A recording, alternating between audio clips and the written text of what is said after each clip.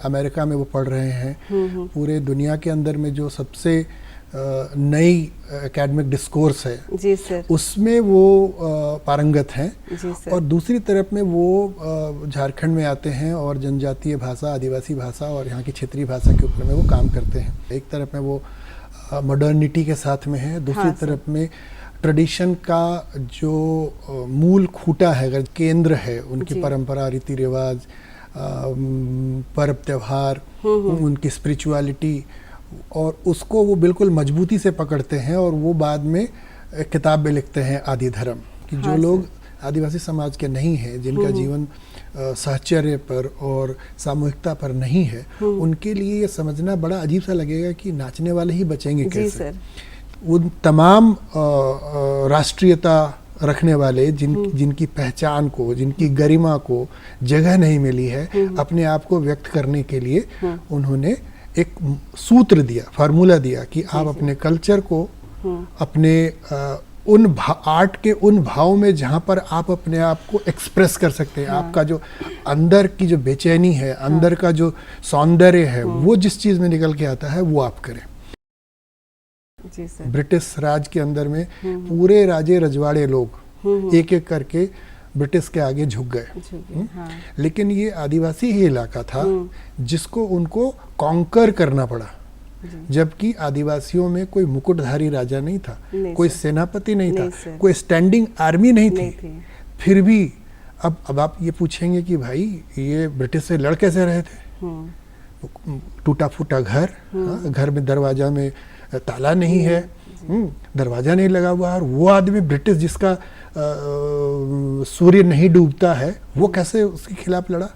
यही वो बात थी जो डॉक्टर मुंडा जो लोगों को समझाने के लिए कि आपकी ताकत क्या है, इसको समझिए।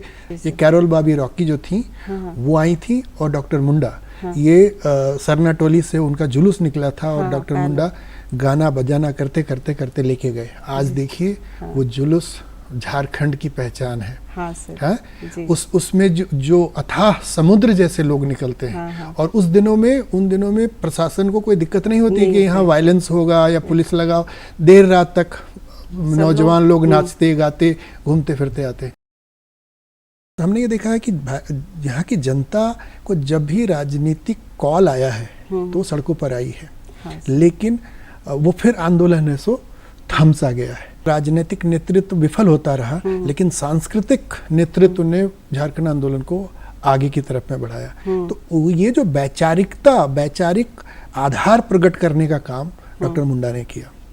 हर मीटिंग के अंत में मैंने देखा है कि वो एक ना एक मुंडारी में वो गाना गाते थे। जी सर। बांसुरी तो हमेशा साथ में रहता था। और मैं बाहा फिल्म बनाया था, वो फिल्म आए थे देखने के लिए, और उन्होंने बोला कि मैं अमूमन इतनी देर तक फिल्म नहीं देखता, मैंने पूरी फिल्म देखी। और उन्होंने कहा कि मेरी फिल्म पे उन्होंने कहा कि इतनी बुरी हालत नहीं है। उन्होंने ऐसा बोला था। तो वो दसम के इलाके में जा रहे थे, तो बात करते करते गए, अचानक एक महिला निकली, बोली हाँ। फिर उन्होंने मुंडारी में पूछा, कुछ बातचीत हुई। फिर उन्होंने बोला हाँ तुम आते थे, वो अखड़ा में गाना के लिए आते थे, तुम वही हो ना। हाँ। तो हमें बता रहे ट्रांसलेशन करके। जो मॉडर्न एकेडमिक डिस्कोर्स को समझते थे, उसके बाद उन्होंने उसको सामाजिक तौर पर देखा, जिसके आधार पर इन्होंने वो अखड़ा बनाना इसका काम किया। तीसरा काम जो उनका था कि उस चीज़ को अपने जीवन में कैसे जिया जाए। तो आप उनके घर में जाकर के देखते कि उनके बैठका के अंदर में पूरा ढोल नगाड़ा सब पड़ा हुआ जी सर, है ना। हाँ। अभी भी है। तो जीवन जो है उसके साथ भी जिया जा सकता है। उन्होंने सिर्फ थ्योरी के रूप में नहीं बोला, जी, उन्हें उस जीवन को जिया।